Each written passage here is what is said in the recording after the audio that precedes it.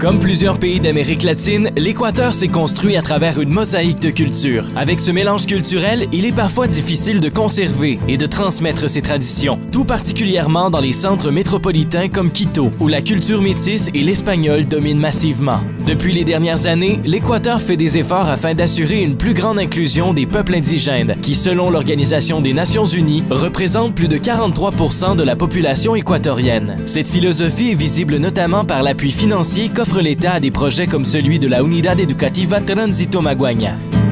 Située au cœur du marché Mayorista au sud de Quito, l'institution éducative accueille plus de 150 élèves de diverses communautés indigènes des alentours. Les jeunes y reçoivent une éducation dans leur langue natale, le Quichua. Plus que l'enseignement des matières de base, ils y apprennent aussi à être fiers de leur héritage culturel.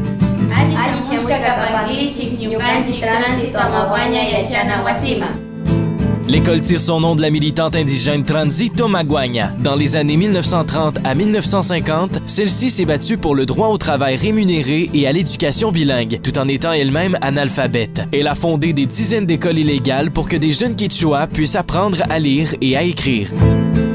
À partir de ce travail, s'est inspirée Irma Gómez, qui a fondé l'Unidad Educativa Tránsito Maguaña. Entonces nosotros trabajamos con niños y jóvenes indígenas que están involucrados un poco en el trabajo del mercado. Nuestros niños vienen de comunidades indígenas de varias provincias del país, sobre todo en la parte centro, ¿no? Chimborazo, Cotopaxi, Bolívar.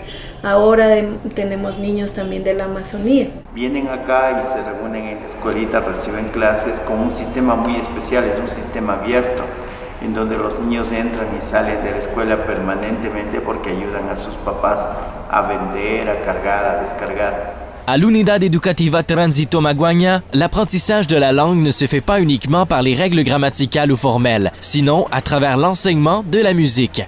Con los niños más pequeñitos, de 3, 4, 5, 6 años de edad, se trabaja más en forma lúdica, con juegos,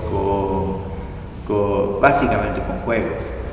Entonces los niños aprenden a manejar las 3 vocales del quichua, A, I, U. Entonces con los niños ya empezamos a jugar solo con las 3 vocales, el canto les permite vocalizar bien las palabras. Yo pienso que un niño, un joven, por supuesto va a ir desarrollando la lectura y la escritura, mucho más si en su interior puede cantar. Por ejemplo, los niños escriben sus canciones y leen sus canciones, ¿no? Pero eso va con la motivación de que pueden cantar, de que pueden escuchar los sonidos, porque para nosotros eso es más importante que leer y escribir. Algunos niños tienen vergüenza de hablar en quichua, pero cuando hacemos la música, cuando cantamos, ellos cantan sin vergüenza. Como aquí hay niños de diferentes comunidades, entonces hacemos la música, las canciones, las danzas de nuestras comunidades, de cada pueblo que somos.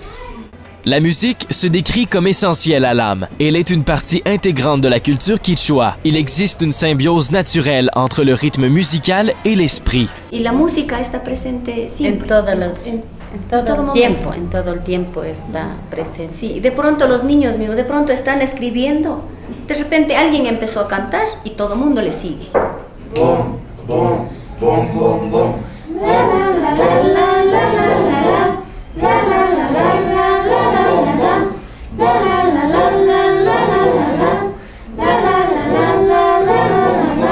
Nyukasi sagu mai pita kangi. Nyukasi sagu mai pita kangi. Manau shangi chu nyukau pikuja. À l'Unidad, chanter est plus qu'une façon d'apprendre le quichua, c'est s'approprier sa culture. Les professeurs essaient de renforcer le sentiment de fierté des élèves, tout particulièrement à travers les cours de musique où les jeunes reconnectent avec leurs racines. Mais pourquoi est-ce si important pour eux de chanter dans leur propre langue? Porque es importante para nuestra cultura, nuestra tradición y para aquí, para la ciudad, que no se olvide. Porque es muy linda y tiene mucho ritmo y también se oye en las comunidades.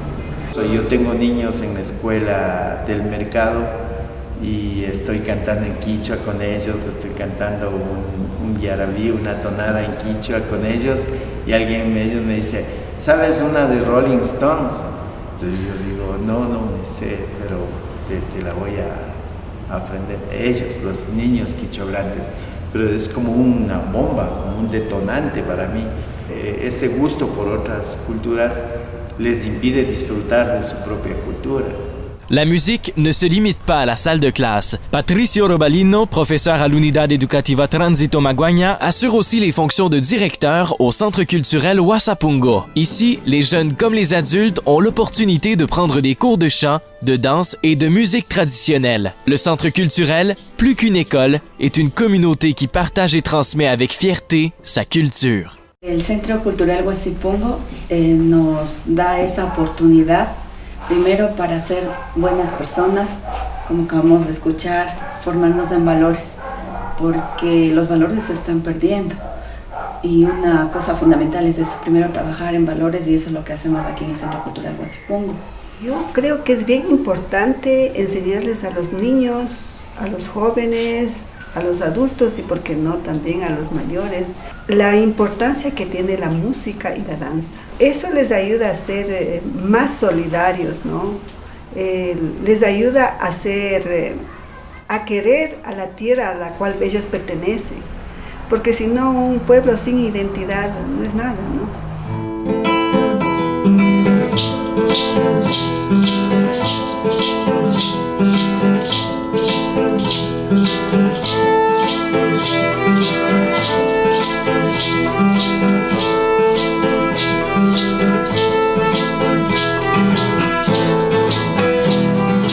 Una lengua no existe independientemente, una lengua conlleva todos los fenómenos culturales, está la música, la danza. Entonces el quichua se asumió como un símbolo de identidad, de pertenecer al Ecuador, de ser originario del Ecuador, un símbolo de resistencia cultural.